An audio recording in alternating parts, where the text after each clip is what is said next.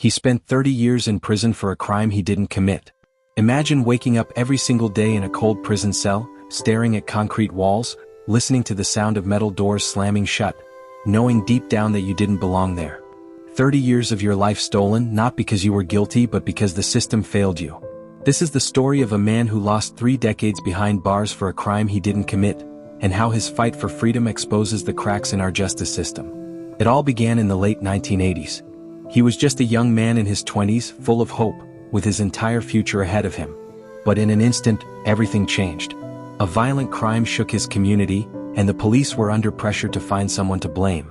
They needed a suspect, and instead of searching for the truth, they focused on him. He had an alibi.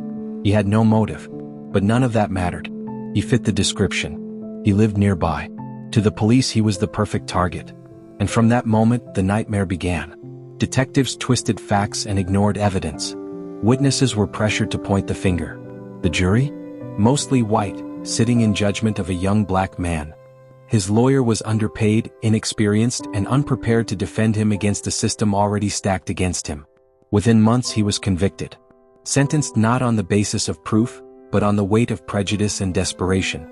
From the moment the gavel came down, his life as he knew it was gone. Prison became his reality. Violence, isolation, humiliation. This was daily life. He lost birthdays, holidays, and the chance to build a family. Friends drifted away.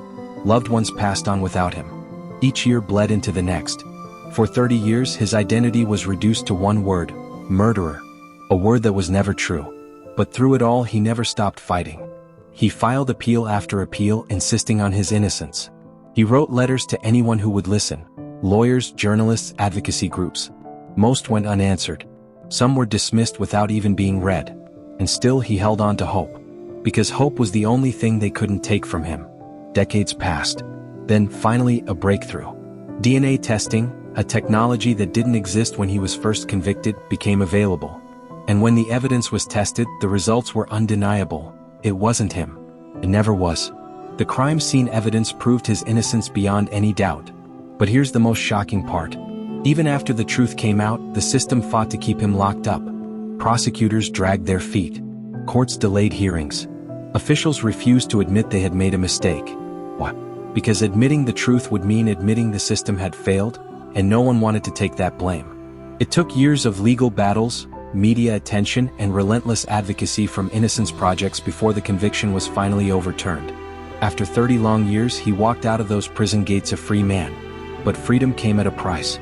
Imagine stepping out into a world that had completely changed. He went in during the 1980s. There were no smartphones, no internet as we know it, no social media. When he came out, the world was unrecognizable. Technology had advanced, society had moved on, but for him, time had stood still. He had no job, no savings, no home waiting for him. 30 years gone. 30 years stolen. And while the world celebrated his release, he was left to rebuild his life from scratch. This isn't just the story of one man. It's a story about a broken system. A system that values convictions over truth. A system where race, class, and poverty can seal your fate long before a jury does. And he isn't alone. Studies estimate that more than 20,000 people in U.S. prisons today may have been wrongfully convicted. That's 20,000 lives wasting away behind bars for crimes they didn't commit. Think about what that really means. Families torn apart. Children growing up without parents. Innocent people dying in prison before their names are ever cleared. And even when they are exonerated, freedom doesn't erase the decades lost. No amount of money, no apology, no legal settlement can ever give back the time stolen. So here's the question. What does justice really mean? Is it enough to set an innocent person free after 30 years? Or should the government be held accountable for every day stolen? This case forces us to confront an uncomfortable truth. If it could happen to him, it could happen to anyone. And until we demand real change, better legal representation, unbiased investigations, accountability for wrongful convictions, the cycle will continue. Innocent people will keep paying the price for a system that refuses to admit its flaws. 30 years gone forever. 30 years locked away not because he was guilty but because the system needed someone to blame. What do you think? Should the government pay for every year of a wrongful conviction?